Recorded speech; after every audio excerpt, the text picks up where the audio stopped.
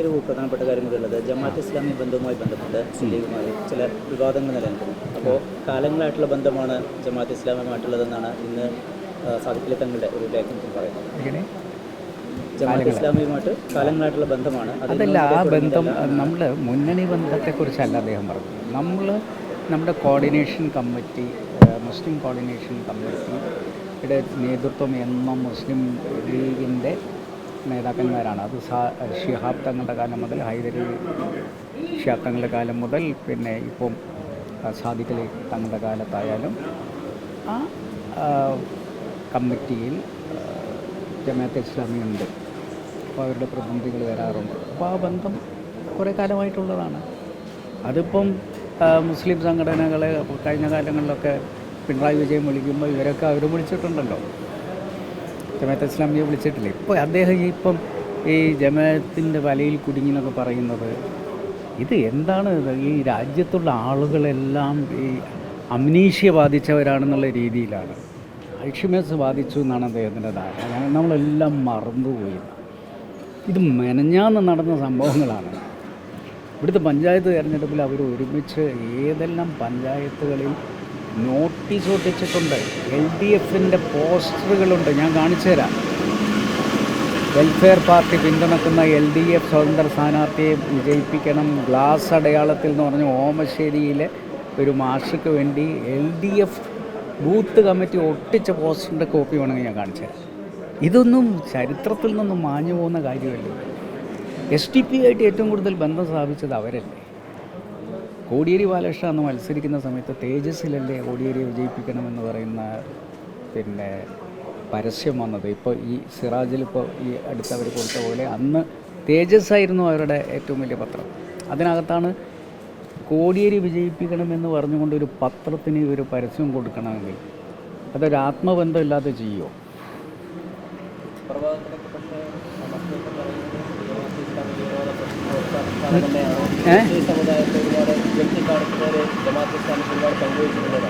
അതില്ല, അവരുടെ ഐഡിയോളജിയുമായുള്ള കാര്യത്തിൽ ഞാൻ പറഞ്ഞല്ലോ, മുസ്ലിം ലീഗിൻ്റെ ഐഡിയോളജിയും ജമാഅത്തെ ഇസ്ലാമിയുടെ ഐഡിയോളജിയും വ്യത്യസ്തമാണ്. രണ്ട് രാഷ്ട്രീയ പ്രസ്ഥാനങ്ങളാണത്. അവരിപ്പോൾ രാഷ്ട്രീയമായി മാറി.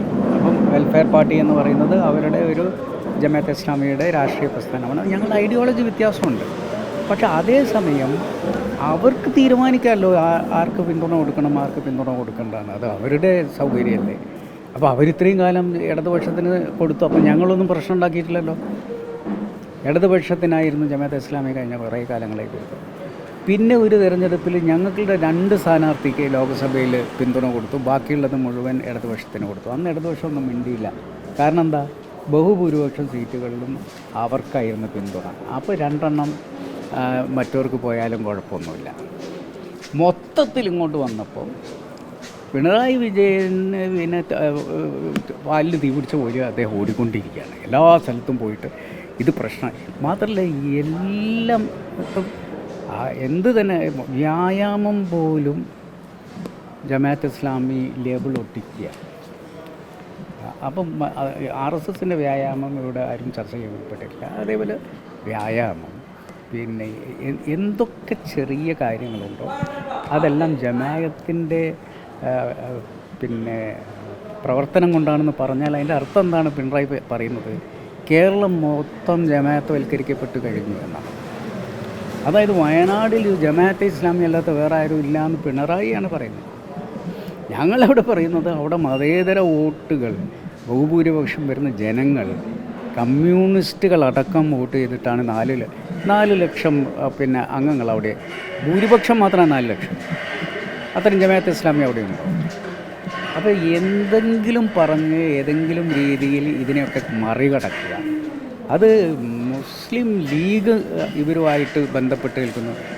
ജമാഅത്ത് ഇസ്ലാമി ഈ ഒരു നിലപാടെടുത്തതിനെക്കുറിച്ച് അവർ തന്നെ പറയുന്നുണ്ട്. അത് ദേശീയ രാഷ്ട്രീയത്തിൽ ഫാഷിസ്റ്റ് ശക്തികൾക്കെതിരെയുള്ള ഇന്ത്യ മുന്നണി എന്ന് പറയുന്നൊരു മുന്നണിക്ക് വേണ്ടിയാണ്.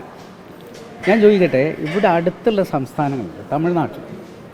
തമിഴ്നാട്ടിൽ മാർക്സിസ്റ്റ് പാർട്ടി ഇപ്പോഴും ജമാഅത്തെ ഇസ്ലാമിയുമായിട്ട് ഒരുമിച്ച് ചേർന്നിട്ടാണ് അവിടെ തെരഞ്ഞെടുപ്പ് മത്സരിച്ചിട്ടുള്ളത്. അതുപോലെ തന്നെ എനിക്ക് തോന്നുന്നു രാജസ്ഥാനിലാണ്. രാജസ്ഥാനിലും അവർ ഒരുമിച്ച് നിന്നിട്ടാണ് ജമാഅത്തെ ഇസ്ലാമിയുടെ നേതാക്കന്മാരും മാർക്സിസ്റ്റ് നേതാക്കന്മാരും കെട്ടിപ്പിടിച്ച് നിൽക്കുന്ന ഫോട്ടോകൾ ഇപ്പോൾ ഈ കഴിഞ്ഞ ലോക്സഭാ തെരഞ്ഞെടുപ്പിൽ വന്നിട്ടുള്ളതാണ്. അപ്പോൾ ഇവർ തൊടുന്ന സമയത്ത് അത് അമ്പലപ്പുഴ പാൽപ്പായസവും, ഞങ്ങൾ തൊടുമ്പോൾ ഇത് കയ്പും പാവയ്ക്കാൻ നീരും ആകുന്നത് എന്താണ് എന്നുള്ളത് ഞങ്ങളവരെ തൊട്ടിട്ട് പോലുമില്ല. ഇവർ മുന്നണിയായി നിന്ന് മത്സരിച്ചിട്ടുണ്ട്, ഞങ്ങളങ്ങനെ ഒരു മുന്നണിയായി നിന്ന് മത്സരിച്ചിട്ടില്ല. അവർ ചില സ്ഥലത്ത് അവരെ പിന്തുണച്ചു എന്നുള്ളത് ശരിയാണ്. അവർ പിന്തുണയ്ക്കുന്നത് അവരുടെ പാർട്ടി ഓഫീസിലെടുക്കുന്ന തീരുമാനമാണ്. അത് ഞങ്ങൾക്ക് എവിടെയെങ്കിലും ചെന്നുകൊണ്ട് പിന്നെ ബൂത്തിനകത്ത് കയറി നിന്ന് നിങ്ങൾ വോട്ട് ചെയ്യുമ്പോൾ ദയവ് ചെയ്ത് ഞങ്ങൾക്ക് ചെയ്യരുത് എന്ന് അതിനകത്തുനിന്ന് പറയാൻ പറ്റില്ലല്ലോ. അതൊക്കെ പൊളിറ്റിക്സ് അറിയുന്ന ആളുകൾക്ക് കൃത്യമായി അറിയുന്ന കാര്യമാണ്. ആര് പിന്തുണയ്ക്കുന്നു, ആര് പിന്തുണയ്ക്കുന്നത്. നമ്മൾ എടുക്കുന്ന നിലപാട് ഐക്യജനാധിപത്യ മുന്നണി എന്ന് പറയുന്നൊരു മുന്നണി സംവിധാനമുണ്ട്. ആ സംവിധാനത്തിനകത്ത് ജമാഅത്തെ ഇസ്ലാമിയുടെ വെൽഫെയർ പാർട്ടി ഇല്ല.